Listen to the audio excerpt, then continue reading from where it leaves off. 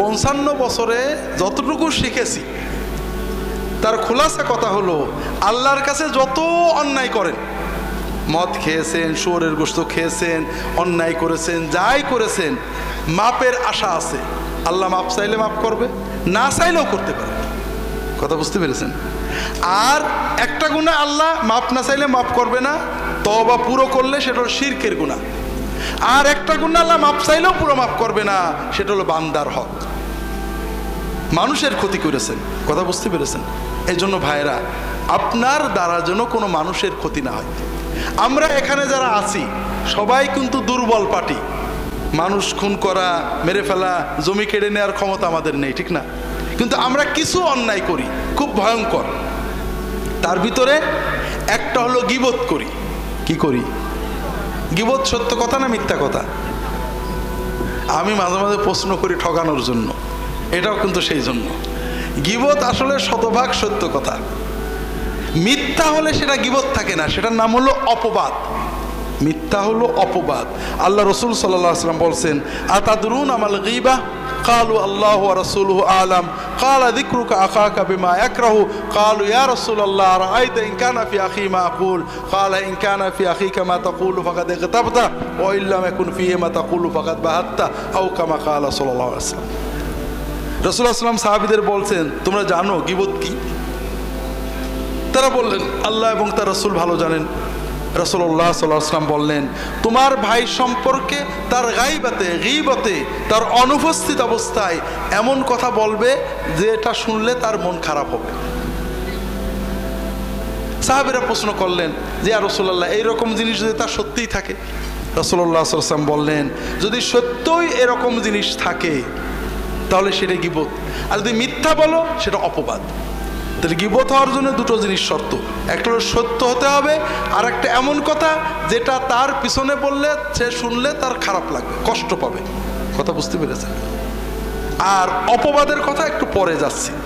আল্লাহ রসুল সাল্লাল্লাহু আলাইহি ওয়াসাল্লাম বসে আছেন, তার পাশে তার স্ত্রী আয়েশা রাদিয়াল্লাহু তাআলা আনহা বসে আছেন। এমন সময় আর এক স্ত্রী সফিয়া রাদিয়াল্লাহু তাআলা আনহা তার কাছে এসেছেন, কয়েকটা কথা বলে তিনি চলে গেছেন। আয়েশা রাদিয়াল্লাহু তাআলা আনহা বলছেন, ইয়া রাসূলুল্লাহ হাসবুকা মিন সফিয়া কাযা ওয়া কাযা। তা আয়েশা রাদিয়াল্লাহু তাআলা বলছেন যে ইয়া রাসূলুল্লাহ, আপনার স্ত্রী সফিয়া, তার তো এই ত্রুটি আছে। কথা বোঝেননি? কথা বুঝতে পেরেছেন? আয়েশা সত্য বললেন না মিথ্যা বললেন? সত্য বললেন।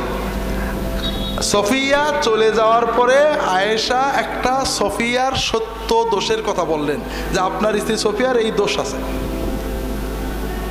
আয়েশা রাদিয়াল্লাহু তাআলা আনহার এই কথা শুনে রাসূলুল্লাহ সাল্লাল্লাহু আলাইহি ওয়াসাল্লাম বললেন, ইয়া আয়েশা লাকাদ কুলতি কালিমাতান লাউ মুজিজাত বিমাইল বাহরি লামাজাজাত।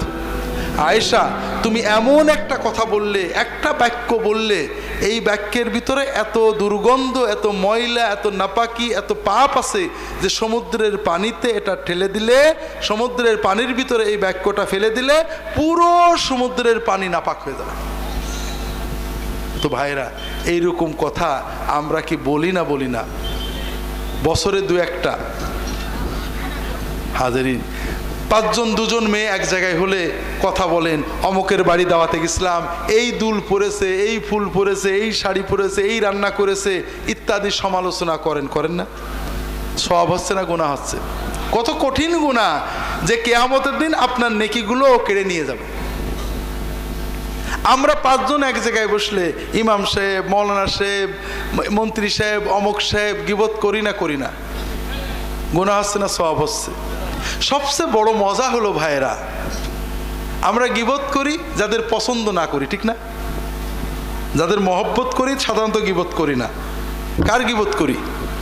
যেমন ফুরফুরার লোকেরা হয়তো চরমনার গীবত করে, চরমনার হুজুরেরা ফুরফুরার গীবত করে, জামাতের হুজুরেরা তবলিগের গীবত করে, তবলিগের হুজুরেরা জামাতের গীবত করে। আছে না নেই? আছে। প্রথমত এটা একটা মহাপাপ।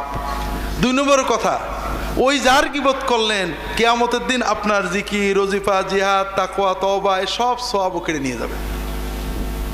কাজেই ভাইরা, আমার অনুরোধ হল না যাই, কথা কি বুঝতে পেরেছেন?